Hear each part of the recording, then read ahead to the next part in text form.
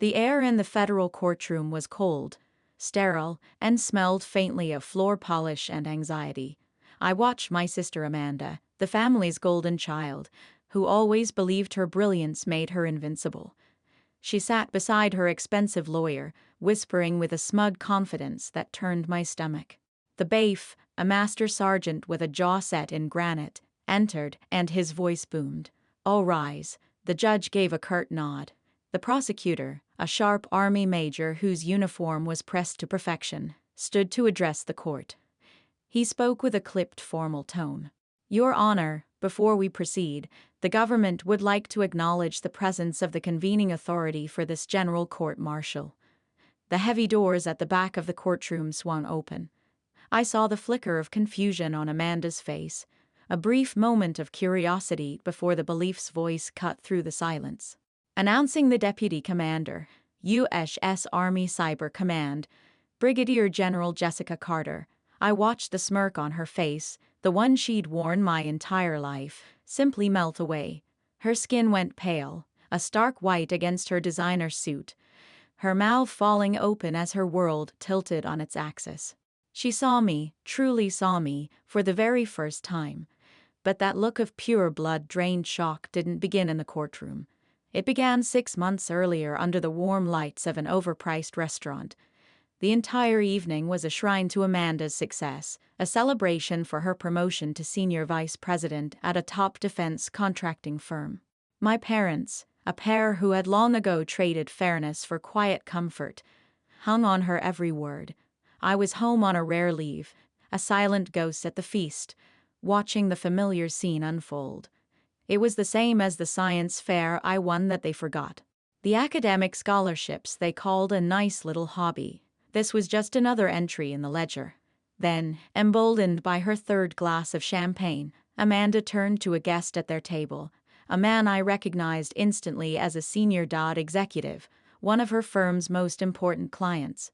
She gestured to me with a dismissive wave. "My little sister Jessie here even tried the army once," she announced to the table, her voice dripping with faux pity. "Couldn't even make it through basic training. Now she shuffles papers at some government office." She paused for effect, letting the lie settle over the table. "But we all find our level, right?" A cold fury, quiet and deep, settled in my gut. I saw the executive's eyes flicker towards me, his expression unreadable, a careful mask of neutrality. He knew exactly what a statement like that meant, what it implied about the seriousness of the military he worked with. Amanda saw it only as a joke at my expense, a story she'd told so many times she believed it herself. She winked at the table, expecting them all to laugh along. She had no idea she'd just dismissed my entire career to the very man I was scheduled to brief at the Pentagon the next morning. To understand the silent tectonic shift that just happened and the reckoning that would follow, you have to understand the two lives my family forced me to lead. To truly understand the woman who walked into that courtroom, you have to understand the girl she was forced to leave behind. My entire life was built on a foundation of dual realities. The one my family constructed for me and the one I built for myself in silence. The family's narrative was cemented on a hot Sunday afternoon in June, the summer I turned 18. We were gathered in the living room, the air thick with the scent of my mother's pot roast and my father's suffocating pride. My sister Amanda, the golden child destined for greatness, had just received her official acceptance letter to an Ivy League business school.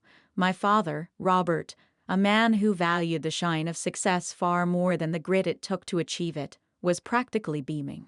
He presented her with a wrapped set of keys, the bow glistening under the lamplight. A brand new sedan sat in the driveway, a 4,000-pound trophy declaring her worth. My mother, Helen, a woman who treated my father's approval like the family's North Star, clapped her hands together. "Oh, Mandy, it's perfect. Your path is so much clearer now, so much safer." It was a direct comparison, a subtle but sharp jab meant just for me. An hour earlier, I had tried to share my own news. I stood there in my crisp ROC uniform, holding a letter that felt like it weighed 100 pounds. I had been awarded a slot at officer candidate school, a position so competitive I hadn't even let myself dream of it. My father had patted me on the back, a hollow, dismissive gesture. "That's nice, honey. Just be careful." He didn't ask what it meant. He didn't ask about the training, the leadership, the commitment. He saw a hobby, a phase. Later, my mother handed me an envelope. Inside was a $50 gift certificate to a bookstore. The internal ledger clicked over, adding another entry: a car for the daughter with the clear path, and a bookstore voucher for the one taking a strange, embarrassing detour. I felt the pride I'd carried all day curdle in my stomach, replaced by a cold, heavy resignation. This, I thought to myself, is my place. This is what they think I am worth. Now contrast that memory with my reality 15 years later. The setting isn't a warm, sunlit living room, but a cold, sterile skiff, a sensitive, compartmented information facility buried deep within Fort Me. The only sound is the low hum of servers processing secrets that could topple governments. I stood at the head of a mahogany table, a colonel in the United States Army, the lead investigator for a counterintelligence probe named Operation Gilded Cage. My audience wasn't my dismissive father, but a 3-star general with more command experience than my father had years on this earth. He didn't pat me on the back. He listened, his eyes locked on mine, absorbing every word. "The initial SIGINT is undeniable, sir," I stated, my voice steady, echoing slightly in the secure room. "The data breach originated from their internal servers, not an outside threat. We believe a senior executive is selling proprietary targeting data directly to a non-state actor." I pointed to a complex network chart on the screen. A web of deceit I had spent months untangling. The Uniform Code of Military Justice gives us full jurisdiction because they are operating under a Title X contract. Their corruption is a direct threat to our personnel overseas. There were no condescending smiles, no pats on the head. There was only the quiet, intense respect of professionals engaged in a high-stakes mission. The general looked at my analysis, then back at me. "What do you need, Colonel?" he asked. His question wasn't a dismissal. It was a blank check of trust and authority. I felt a sense of belonging in that cold, windowless room that I had never once felt in the house I grew up in. This was my world. This was my value. That feeling was shattered by a simple phone call a few weeks later. My mother's number flashed on my phone, and I answered with the practiced calm I'd perfected over the years. "Jessica, you should be more like your sister," she began, her voice bright and completely oblivious. "She's invited us to a gala in Brussels. Her company is flying us out first class. It's also glamorous." I looked around my sparse functional office, the wall covered in classified operational maps. Glamorous wasn't the word for it. "When are you going to settle down from that temp job of yours and find something real?" A temp job. I was managing an operation with a budget in the tens of millions, overseeing personnel across 3 continents, and briefing the highest levels of military command. And my own mother thought I was working a temp job. The irony was so thick I could barely breathe. She was excited about a party in a city whose security I was partially responsible for. A city that was safe because of people like me doing unreal jobs. The conversation was just another reminder of the chasm between their perception and my reality. It was a chasm I had long since stopped trying to bridge. For 15 years, I had accepted the narrative. I let them believe I was the quiet failure. It was easier than trying to explain a world they couldn't comprehend.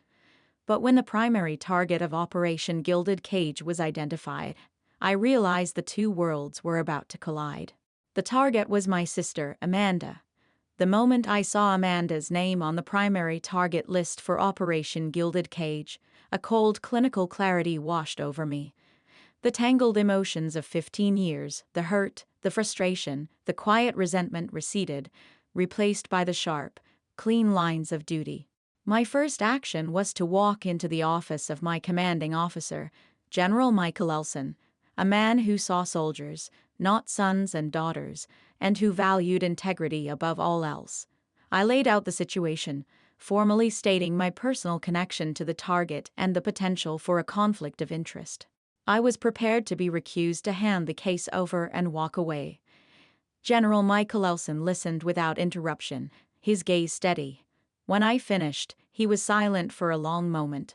"Colonel," he finally said, his voice firm, "your intimate knowledge of the players isn't a conflict. It's a strategic asset. You will remain in command of the operational side of this investigation."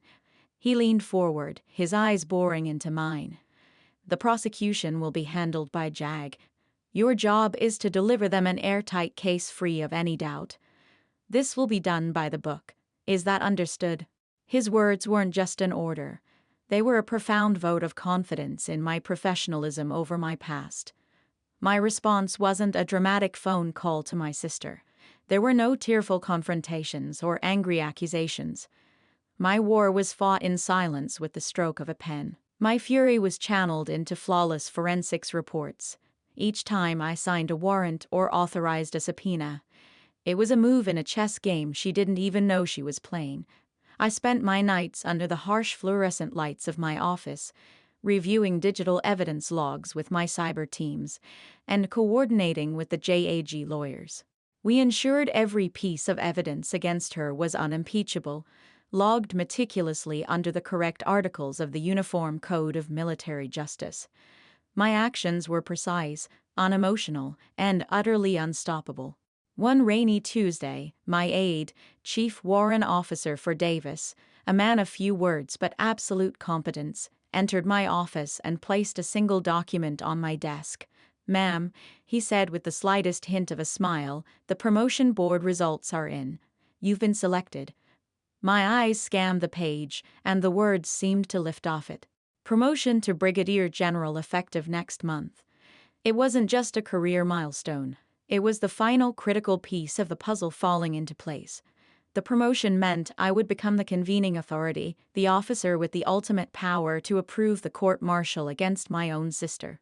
The system I had dedicated my life to, the one my family mocked, was about to hand me the scales of justice.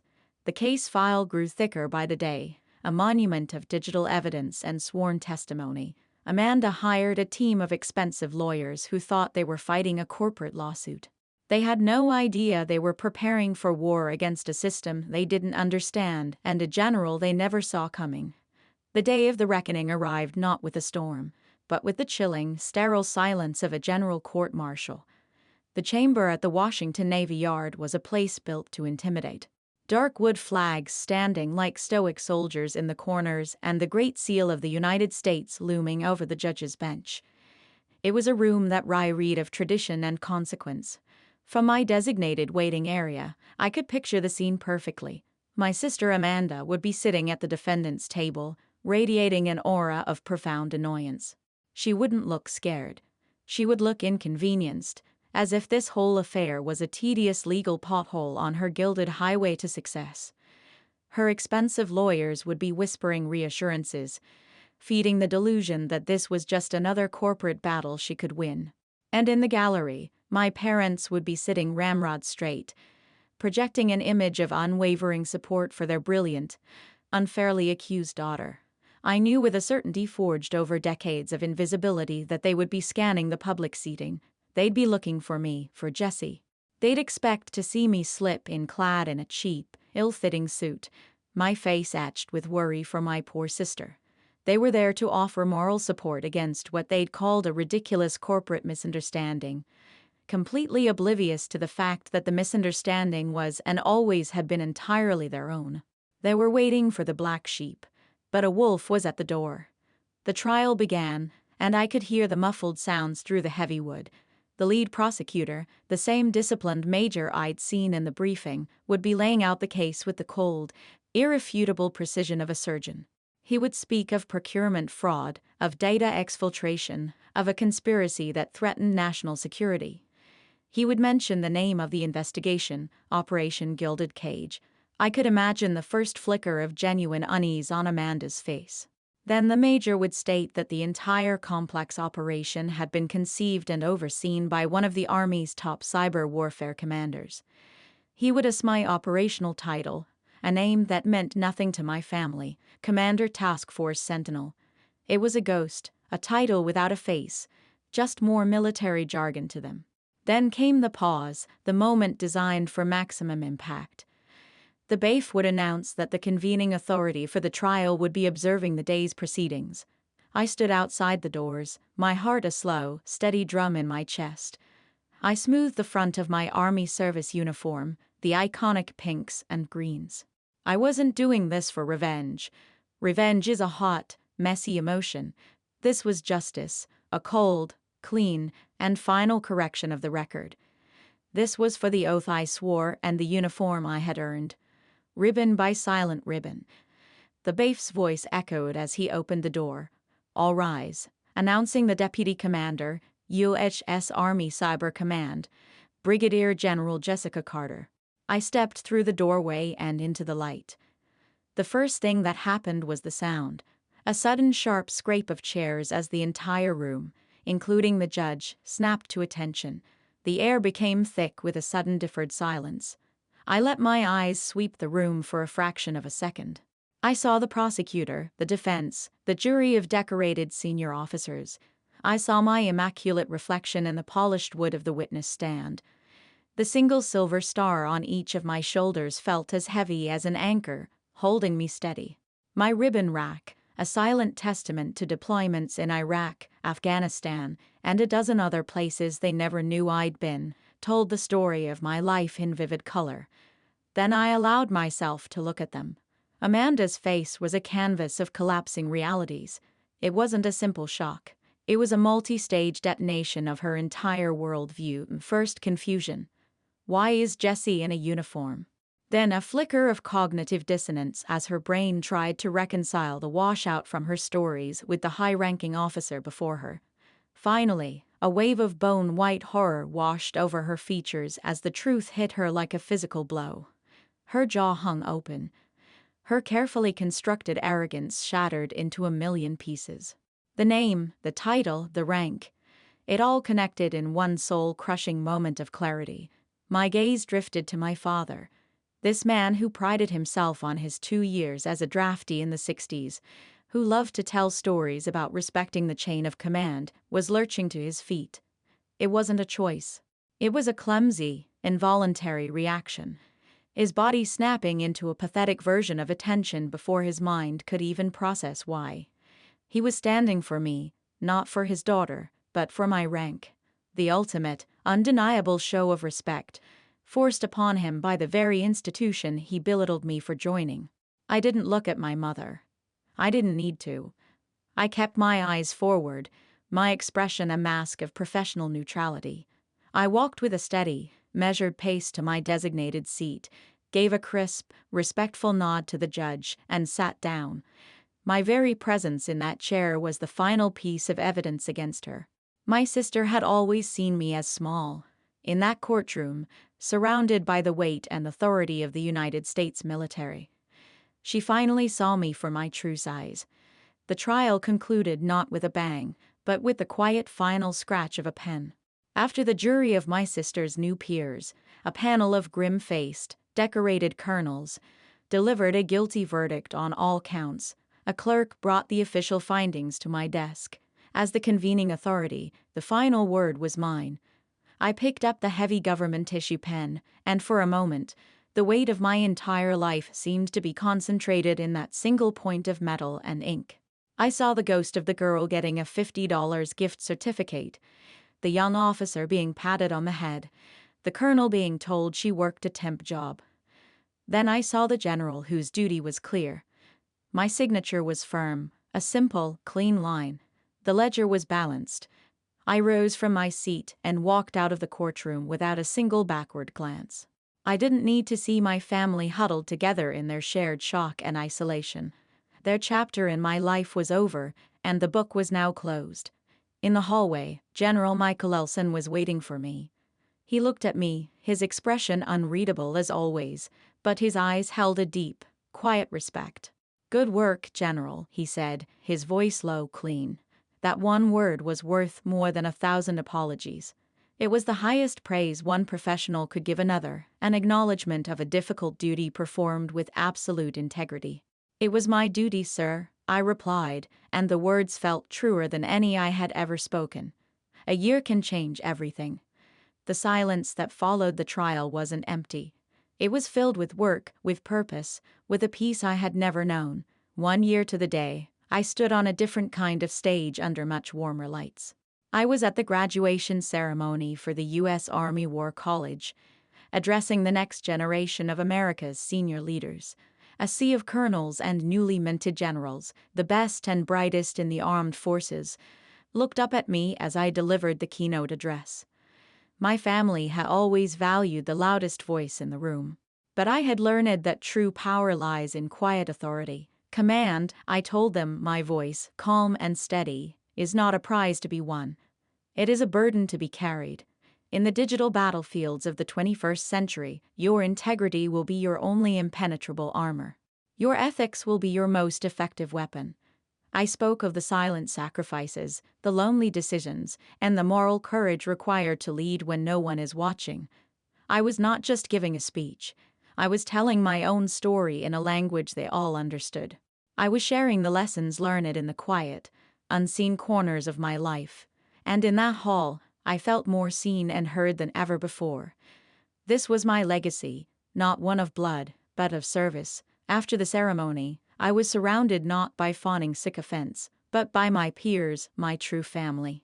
They didn't offer empty praise. They engaged with my ideas, debating the finer points of cyber warfare ethics and sharing their own experiences. We were a family forged not by obligation, but by a shared purpose and a deep mutual respect. My trusted aide, Colonel Davis, made his way through the crowd. He wasn't a chief warrant officer anymore. His own excellence had carried him forward. "A word, General?" he asked, handing me a secure tablet. An urgent operational update flickered on the screen. I was immediately absorbed, my focus shifting from the ceremony to the mission. I was in my element, a leader among leaders, completely at home. It was in that moment of quiet contentment that my personal phone buzzed in my pocket. I pulled it out, half distracted, and saw a text message from a number I hadn't heard from in a year. It was my mother. The message was short, a lifetime of regret compressed into a few desperate words. "Jessica, we are so proud of you. We just never knew. Can we talk?" I stared at the screen, and for a fleeting second, I felt the ghost of an old pain, a faint echo of the little girl who would have given anything to read those words. But it was just that, an echo, the feeling past replaced by a calm, settled peace. I realized their pride, their acknowledgement. It was no longer a currency I had any use for. My worth had been forged and validated elsewhere. I slid the phone back into my pocket without replying, the screen dark, the message unread. I placed it face down on a table and turned back to my team. My peace was finally my own. It was no longer theirs to give, and it was no longer theirs to take away. My family believed a legacy was defined by a name they recognized. I learned that a true legacy is defined by the uniform you earn and the authority it represents. If you've ever had to build your own definition of success while others tried to write you off, share your story in the comments. In this community, we salute your service.